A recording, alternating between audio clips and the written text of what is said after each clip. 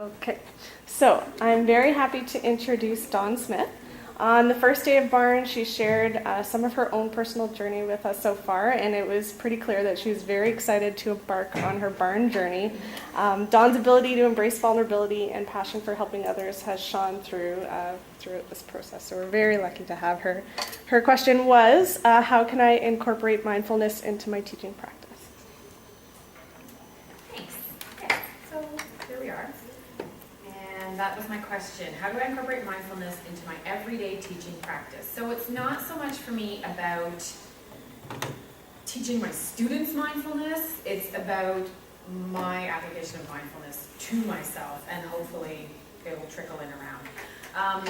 So my journey, I began by thinking that I'm gonna have to sit down with my students, and maybe I should start. I'm a learning resource teacher, and I teach a little bit of gym, a little bit of drama. I have kindergarten, I have grade 1, I have a grade 2, well, I have some grade 1s and 2s together, and I have a 3, 4 together. So my original idea was to teach mindfulness in with my drama stuff that I do with my students. And I also, when I do gym, I teach yoga. I'm a certified yoga teacher. So I thought I'd just, have to teach my kids to be meditating and be all peaceful. I realized I need to learn these skills myself before I can teach them to somebody else. I began with the Mind Up curriculum. If you're not familiar with this, it's actually Goldie Hawn, believe it or not, is the Mind Up curriculum gal and the Hawn Foundation. There's 3 different levels. There's a pre-K to grade 2, then there's a more junior level, and then there's an upper level. And it just goes through, talks about using Mind Up in the classroom, has lessons, that kind of thing. So, and it also has resources that go with it. It has curriculum ties with it. It's got a lot of really neat stuff with it. But I needed to go backwards more than that. I started to use this, and I was like, yeah, I'm not ready for that. So I had to backpedal even more. So I was seeing a counselor. I have depression. I also have anxiety. And so my counselor uses this book called The Mindful Way. And it was just all about mindfulness for yourself and where it is and what it is. And so that's what I started to work with. And I really learned about my own feelings, my senses, my triggers, that kind of thing. So, and I found that really, really helpful. So what I learned that mindfulness is, quite a few different things, and things that I didn't think of. It really shattered a lot of misconceptions for me. And when I hear people talk about mindfulness, I think they have the preconceived notion that I had. And so what I discovered is it's more about noticing and being present. And the biggest thing that I love, thoughts are not facts. This was news to me, right? I get that information in my head and I assume I'm right. And to find out that no, maybe what I'm thinking isn't the case. I've since learned my partner and I will be having a discussion, and I'll be really mad, and I'll say to him, the story in my head is, and he'll be like, okay, you realize that's not true. I'm like, right. So thoughts are not facts. Another one, non-judgmental. So whatever I'm feeling, whatever I'm noticing, I'm just noticing. I'm not beating myself up about it or anything like that. It's just the way it is. And acceptance is another one too. I heard this wonderful quote from a lady since I've done this. She said, something happens when you stop fighting with the way things are. And I was like, whoa. And I would like to include something magical happens when you stop fighting with the way things are.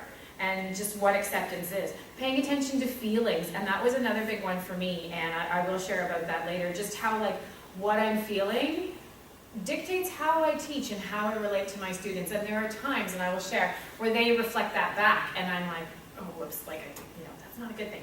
What it isn't, it's not mind control.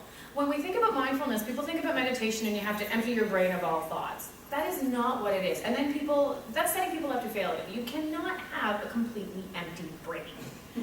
What you can do is be aware of your thoughts, be aware of your feelings, notice, right? So it's not, I was talking to somebody the other day and she says, well, my goal is to get to 10 and just focus on counting 1 to 10, and I can only get to 3.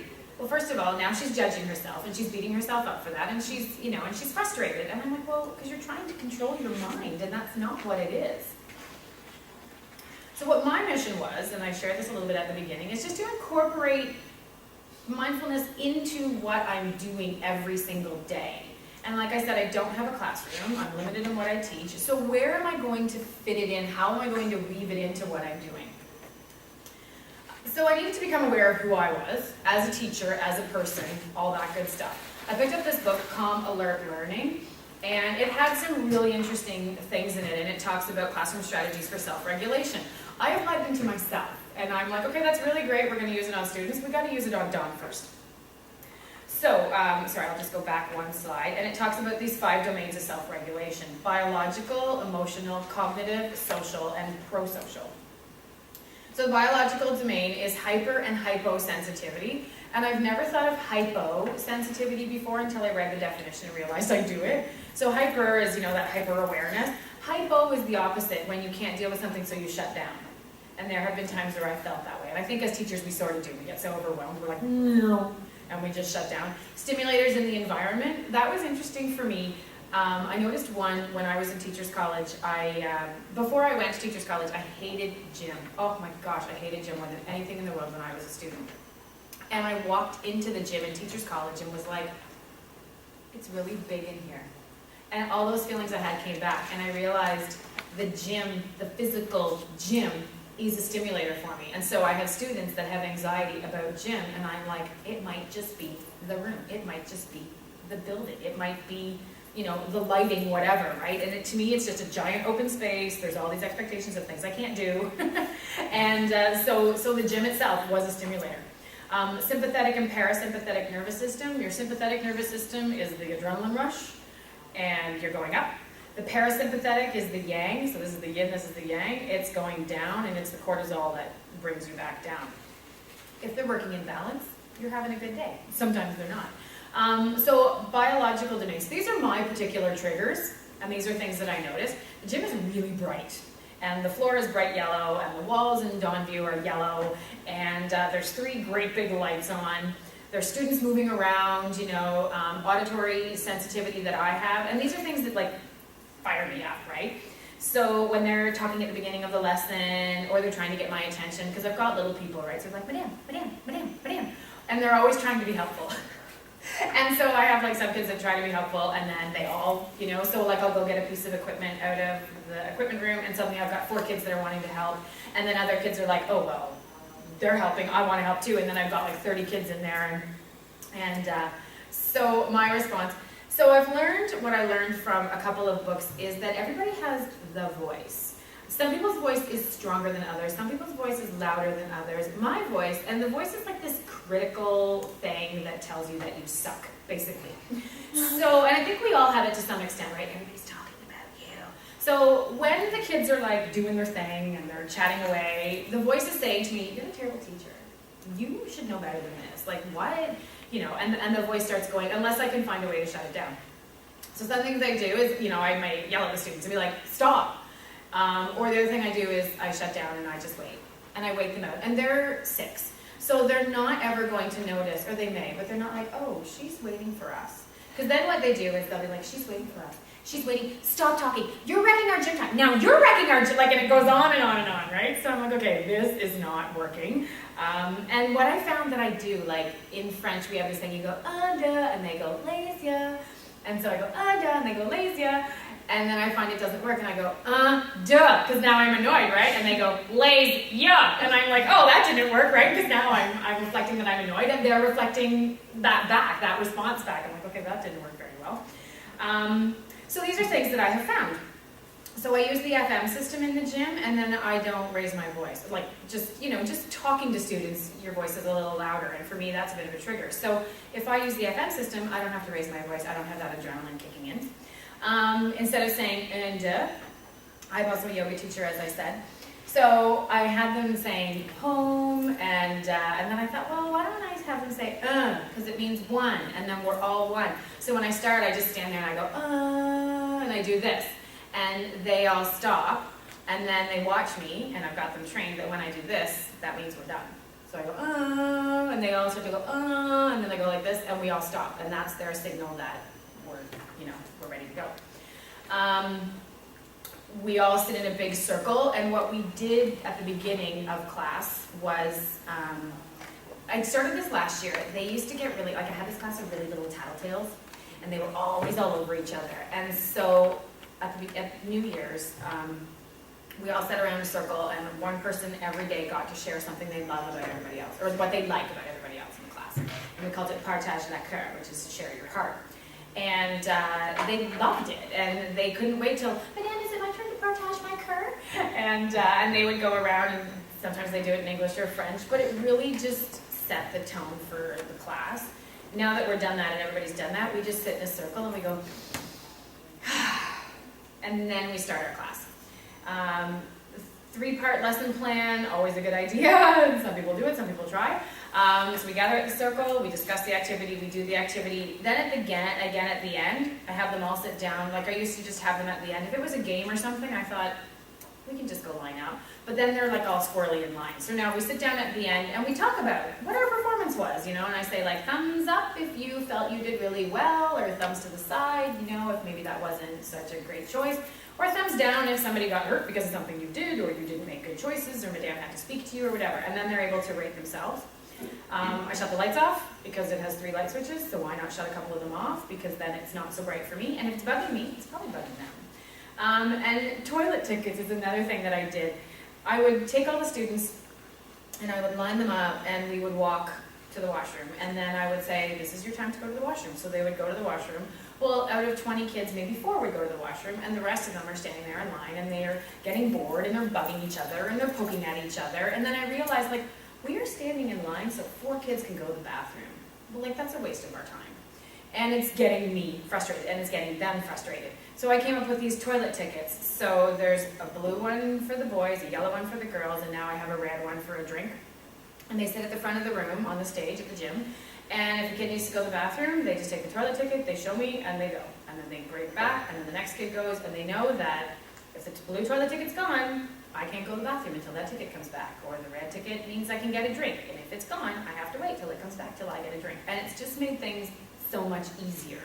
And for me, that's what the mindfulness is about. It's just, what isn't working? What can I do to fix it? The emotional domain, creativity, taking risks, experimenting. This is something interesting too that I learned. Emotional regulation is as much about up-regulating positive emotions as it is about down-regulating negative emotions. Some things that trigger me, and it's funny when I look at this, I'm like, oh, this is my entire job. So working one-on-one with students, there are some things, and I mean, I still do these things, but I get these like triggers of like, oh, I'm really uncomfortable doing this. Small groups. Some teachers have different personalities, and so sometimes in the staff room I get a little apprehensive, or working with big classes. There's one class that I do that it's 2 classes together, so I have 40-something kids, and another teacher, but it's yoga, so I'm teaching it. Here's my responses in the emotional domain. There's no point in doing that, like it's only 10 minutes, how much is it gonna help? And prioritizing paperwork. I'm really good at paperwork, but I always beat myself up because maybe I don't get a chance to see the students as much as I want to, because paperwork, and I mean, big part of Alert's job is paperwork, but I'm still trying to figure out how to balance everything. Certain staff members I just don't talk around. I just find some of them in there, they're maybe really negative, or they just, if they have a really strong personality, I find that I'm not assertive enough with them. And I avoid taking additional learning opportunities just because, like with my anxiety, I feel like, oh, I don't have time, or what if, like I have what ifs disease, like what if this happens, what if I don't have time, what if it's a giant waste of money, what if I fail? And then I have to go back to thoughts are not facts, right? So fierce kindness is what I call just doing. Nike has that slogan, just do it. Just do it is the next one, but like actually do it, right? I have a reflection that I do in the afternoons at the end of every day. I have a notebook on my desk, and I go through the notebook and I write down just what happened in my day. And this is something I got from a mindfulness teaching thing. So I write down just a list of like what happened, and I'm not judging myself when I write it down. It's just like this happened, this happened, this happened, we had recess, we did this, we did that, blah, blah, blah. Then I look at everything, and then I go through what went well. And I think about, like I had a really good rainbow session with my students or something. What didn't go well? Well, you know what, I got a little upset today at whatever, right? So maybe that wasn't so great, but next time I will, blah, blah, blah. And then at the end, it's just gratitude. What am I grateful for? And the first thing is always my job. And I'm grateful that I do this, and I'm grateful for what I have as far as my job goes, and I'm grateful for relationships with my staff and the relationships with my students, and I can write those things down, and I do that every day. Daily alone time, this is tricky, and these things go out the window when I start to get stressed, and they're the things that you need to keep doing when you get stressed. But I try to like meditate or be on my own. I have a little sign on my office door, and I've told my staff that if this little sign is up and my door is closed, I'm meditating. Please don't bother me. I mean, if it's an emergency, obviously you can come in, but they know that like, okay, well, Dawn's meditating. Do I do this all the time? No. But I try every once in a while. And when I'm really feeling like, oh my gosh, I need to meditate. And I just get an iPad and I just do like 10-minute meditation on whatever. And I lay on my office floor and I have my iPad by my head and I lay there for 10 minutes at a recess. And then I, get up and I'm all happy again and good to go. As I said, big breath with the students at the start of class, partage la cœur, and again, just that chanting, or whatever. That's what works for me. Cognitive domain, again, this is just what's going on in there. So this is the growth mindset, time management, these sorts of things go together. Attention, problem solving, memory, and empathy is a big one. So what my triggers are, I have a to-do list. I write my to-do list once a week, and I love crossing things off. And I'm also one of those people that will do something that's not on the to-do list and then write it down so I can cross it off. But I like that, right? I'm like, I accomplished something. And teachers just stopping me in the hallway because they're like, oh, I got to talk to you about this kid or whatever, and this is what's going on with this one. And I'm like, this is really great, but by the time I get to my office, 6 other people are going to talk to me, and I may forget what I'm doing. So what triggers do I have? What is my response? I get scared, I get overwhelmed. Instant gratification, I want to do the fun stuff, right? And then the voice comes back and says, look at your desk. Your desk is a mess. Your brain must be a mess. Your life must be a mess. And then it starts, right? And by the way, have you seen the condition of the inside of your van, right? And so I have to be back to like, voice, beat it. Thoughts are not facts, one thing at a time.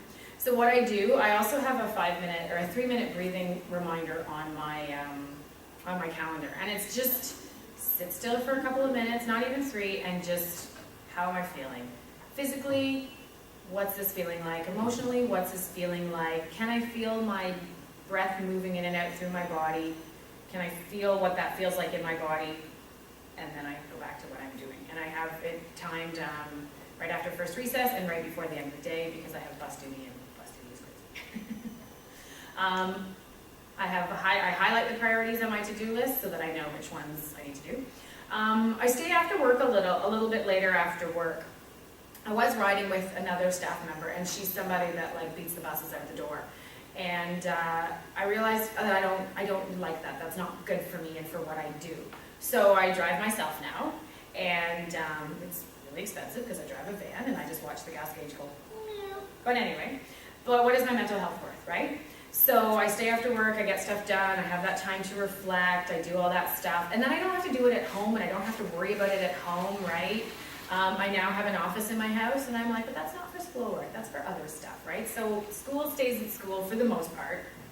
My reflective journal, as I said, shutting the voice down. Another one that's big is just asking for help. I work at a French school, and my French is not wonderful. I could teach grade 1, 2, 3 French. I'd probably may be able to teach grade 4, but grade 5, 6, they know more than I do. So, I've talked to some of the teachers about it, and I'm like, I really sometimes don't know what you're saying. And it's embarrassing, right? Because I don't want them to be like, how did you get this job? What are you doing here, right? And I like to compare myself, like, who on the staff has worse French than I do? I'm like, I'm the worst, I have the worst French. So what I do is I just, I talk to, there's a couple of French, what do you call them, Francophone, and I'll be like, hey, like, just talk to me in French, right? I need to practice this. So I do.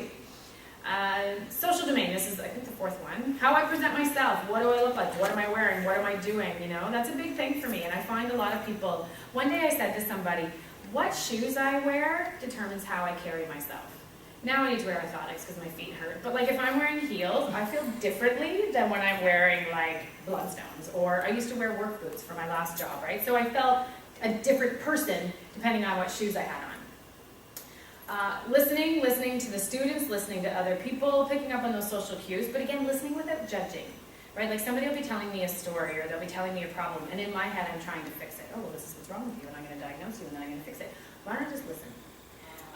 Social cues, again, watching the students especially, like what they're doing or how they're interacting with each other is really interesting.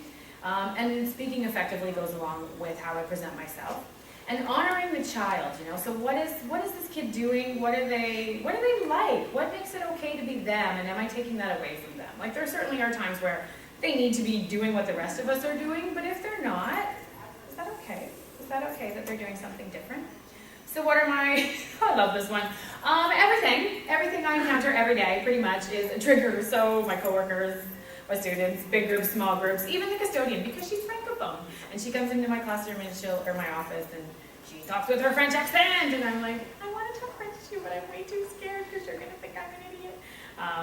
So I try. So again, the voice is telling me that my custodian thinks I'm a moron. And like I said, that little voice is going through. And so I do things like I talk English to my colleagues, or I'll speak French, but I'll be like, je parle français, as opposed to je parle français, right? Like, so I will use an English accent. It's sort of like a self-preservation thing. It's very strange. I talk really quickly, probably right now. Or I speak casually because I'm just wanting to be aloof, right? Because if I don't put in that much of an effort, then if I fail, it's not going to be a big deal. So what do? I talk to my colleagues, like how do I come across as a teacher? And I ask for feedback, and I have, even if it's not a TPA time, I ask my principal, I'm like, can you come in? Like I'm struggling here. Like can you come in and just watch and see what I'm doing so that I can do better? Like I'm getting frustrated with this, can you help me? And I just actually emailed the yoga that I do. There's something I'm lacking in it, and so I've emailed the children's yoga teacher and said, can you come in and watch me teach? Can I watch you teach one of my classes and get some stuff, right? Like I need to know. I do talk French to my colleagues. I still haven't really talked French to the custodian, but I'm working on it. There is a cool little French speaking app that I'm going to get on my phone. And sometimes I paraphrase what my colleagues are trying to tell me, because when I was younger, with my French, we learned to speak in French. We didn't learn to listen in French.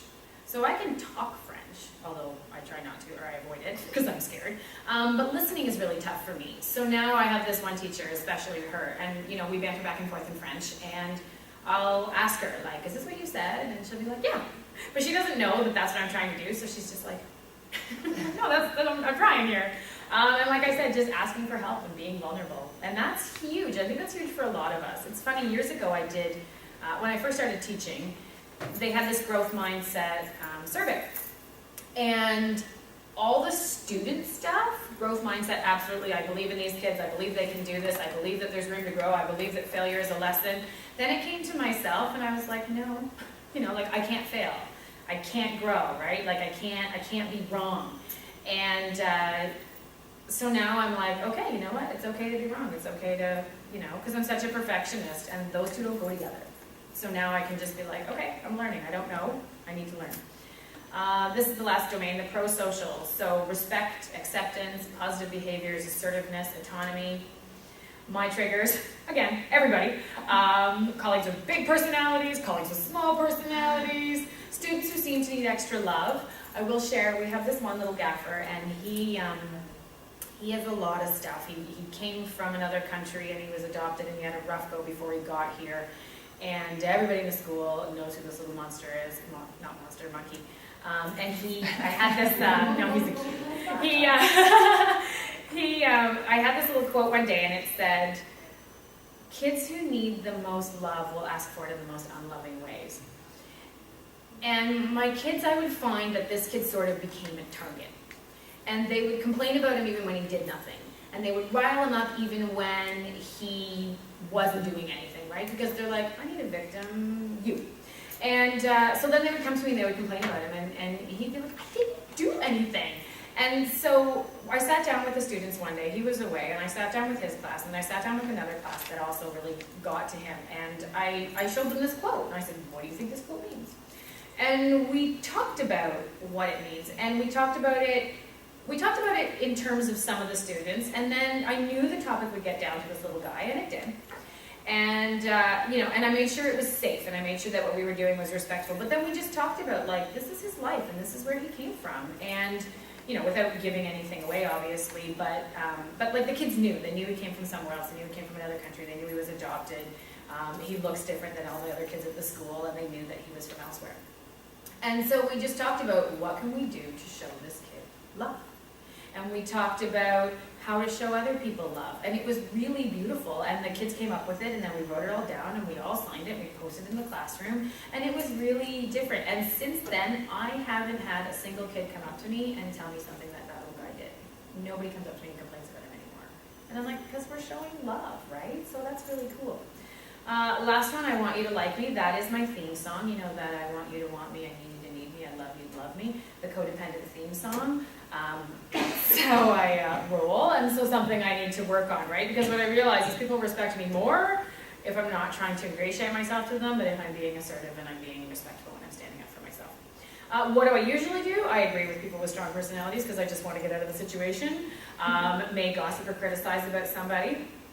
Grow frustrated with colleagues but don't say anything about it. Or I get scared. I get scared to talk to somebody, or I avoid them. So what do I try to do?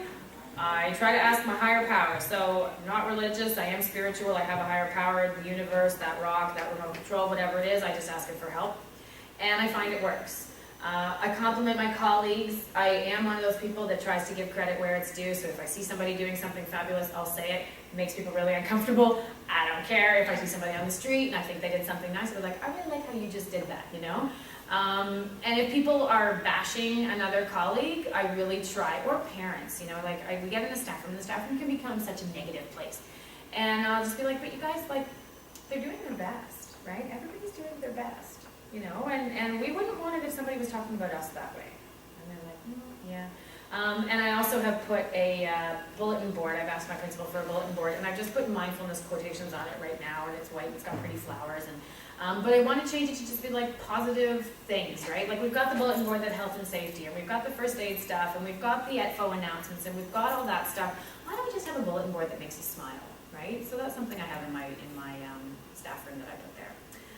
Being present. Sometimes when people start crabbing and I get uncomfortable, I head off into the hypo, or I head off into la la land. And if I do it, obviously my students are doing it. So if I am present, then I can respond when things make me uncomfortable, instead of crabbing about it with my partner later at home. What I call debriefing.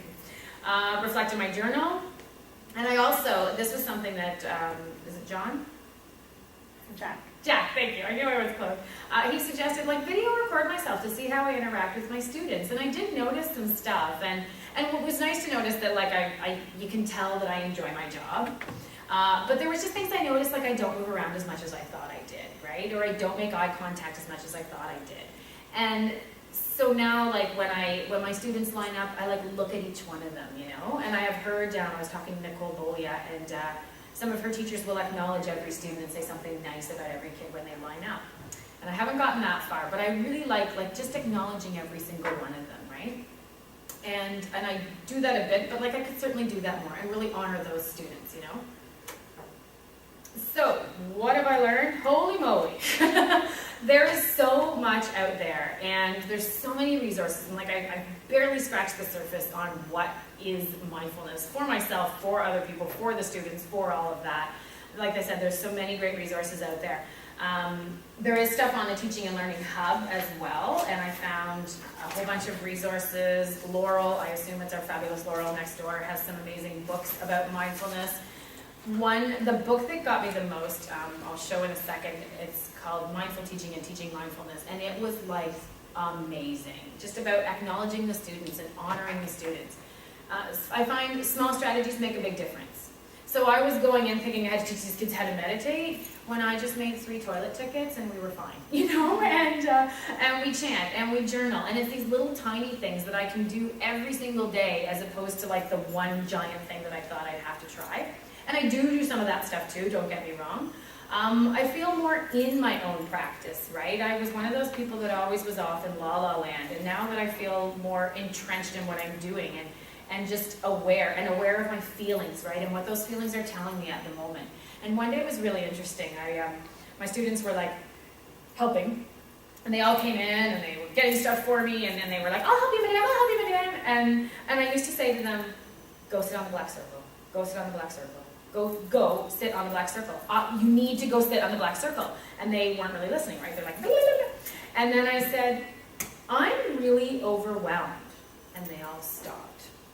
And I was like, oh, I just have to tell them my feelings, right? That never occurred to me. I thought I had to be like this authoritarian. But as soon as I used my feelings, they stopped. And I was like, wow. And so now I do it all the time. I said, I'm having a hard time with what you're doing. I'm overwhelmed. I can't hear. I find this difficult. And they stop. I'm like, oh, that's amazing. And for me, what I found is mindfulness, really what I would love to explore this further as far as the coping strategies that can come out of mindfulness. I was talking to somebody the other day about, they have a son and he's really struggling with, he's got signs of depression already. And so a couple of things that my counselor had suggested is, instead of asking them, what's right, what are you grateful for, blah, blah, blah, and they were like, nothing! She said, what's not wrong right now? So when I'm feeling really overwhelmed, I just think, well, what's not wrong? And I don't have to say what's wonderful, what's marvelous, what am I so thrilled about, I just can't believe that I'm alive today. What's not wrong, And so I suggested that with her, and we got talking about coping strategies, and we got talking about, there's a lot of addiction in my family, and I wonder if that inability to look at yourself and that inability to be aware of your feelings is what leads to addiction. Because for so many people, feelings, they don't want to feel, or they're uncomfortable with feelings, and so they move towards gambling or food or drinks or drugs or whatever. And maybe this is that foundation of being aware of our feelings and being aware of who we are and what that's telling us. That might, work into, in the long run, those coping strategies and being able to do something really good and make a big difference for yourself further down the road.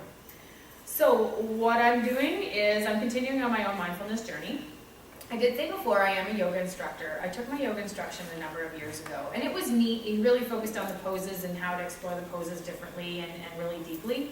But I realized that wasn't enough, and so I'm actually redoing my yoga teacher training, and this is more of a heartfelt focus, and it's more settling into being a teacher and taking elements from around, like what's the moon doing, what's the sun doing, how are you feeling, what's going on, who's in your class, and how it affects me, right? As opposed to just trying to give something to my students, what can I read and interpret and then offer, if that makes a difference. So that's what I'm working on right now. Mindfulness resources, there are oodles. Oodles is not a French word because there are very few French resources. So my summer includes doing some just French meditations, and we love Cosmic Kids Yoga. So I intend to do some French sort of stuff like that, some French breathing exercises, some French, all that stuff, because I do that stuff with my students as well. Find different ways to implement direct teaching of mindfulness as well. So I have drama next year, I have English next year, and the Mind Up curriculum has books. If you flip it open, it'll be there's the Busybody book, there's the curriculum it goes with. It could be, so this is a literature link, it could be a science link, it could be whatever. So there's some direct teaching I can do with my students. Consider combining zones with mindfulness. We've done some work on the zones, and so I think it would be cool to let my students figure out what zones they're in and what they can do to bring themselves into the learning zone, the green zone. Things to note. These are things mantras that I take with me wherever I go, one day at a time. So I have what I call henceforth disease, where when something happens, I assume it's always going to be that way from now on. So one day at a time, what's it like right now? Just right now. That's all it is. And I try, people say, oh, is the countdown on for summer? And I think, no, because there's 5 weeks left of school or something. There's only 8 weeks of summer, right? So if those 5 are gonna whip by, then those 8 are gonna whip by, right? So I'm let's just stay in the moment and just enjoy it. Let it begin with me, and I will say, like I said, I've got alcoholics and everybody in my family. This is all Al-Anon AA terms that are coming through, the first few of these.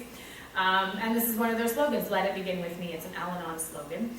And it's just about, if I want to do something, or if I expect somebody to do something, I need to be modeling that behavior myself. And I taught my students this last year.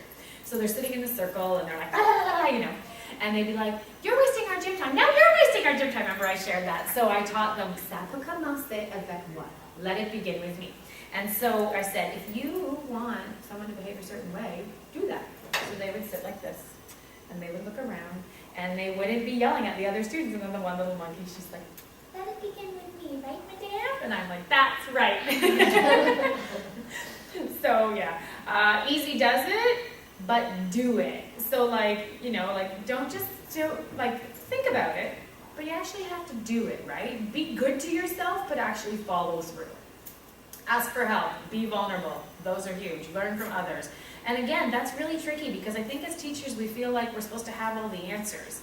And, you know, I think the more you can just let that go and just be like, I am an open book, I am a sponge, I am here to learn, you know, and share as well, right? But just be able to be open, I think is really, really huge.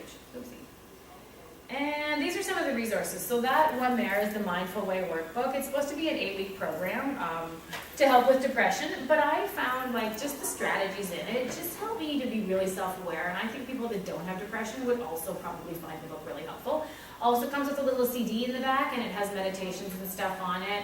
Some of them are really long, like there's 40-minute meditations, there's walking meditations, there's sitting meditations, there's breathing stuff. Mind Up curriculum, you can see the 3 of them there. Calm Alert Learning, this is the one that those domains came from that I found really, really interesting. And Mindful Teaching and Teaching Mindfulness. So the first part of the book, you can see I've enjoyed it, is all about like just incorporating mindfulness into your day-to-day. And then the other part of the book is all about teaching mindfulness to students. So I just flipped it open. This page is about mindful eating. So teaching the students, you know, pick up something edible, look closely at it, put it in your mouth without chewing it, how does it feel, how does it taste, and the Mindful Way workbook had me do one of those exercises, and I couldn't believe what a raisin tastes like. Like it's like, look at it, hold it, and I'm going, this is really boring, and you know, and then by the time you actually bite into it, it was like, you know, like one raisin. I was like, what? It was like a commercial. It was crazy. Yeah. So Nicole Bolia is a big proponent of mindfulness. She's the principal over at Dom.Proton. Pinterest always has some good mindfulness stuff on it. Teaching and Learning Hub, as I said, has like this page of resources, this page of websites. And like I said, I've barely scratched the surface on just what is out there. And there's a woman called Tina Lackner, and somebody in my yoga group just told me about her, and she is a person that does mindfulness, and she did a presentation out of school in Cambridge. So I was supposed to chat with her this week, but she just came back from vacation. She's not feeling very mindful, and she forgot. But we do, right? And so I'm hoping to chat with her next week just about what she does, and because she's a big believer in it, right? As far as the foundation that it builds around. My principal and I have talked about doing just some French breathing exercises. She wants to do like a blitz next September where we do 20 days of, with the morning announcements, just do a breathing exercise. So there's like the 5-finger breathing where you breathe in, breathe out, breathe in, breathe out. Or there's the square breathing. There's all kinds of different ones. There's breathing exercises in the zones as well. There's a couple of pages of different breathing things where the kids like, put your finger on the star and breathe in this way and breathe out this way, like a figure 8, or there's like hexagons and stuff. So just taking those and just every morning doing one of them with the students. There's another teacher in my class, or in my school, and she has these little bells, and she rings them, and the kids stop what they're doing, and they put their heads down, and they focus on their breath. And then she rings them again, up they go, off they go. It is out of the Mind Up curriculum, and it's funny because if she forgets, they'll be like, Madame, what about the bells? So it's just neat to see what people are doing and what's out there, and just small things, like just how to get the students' attention in an effective way.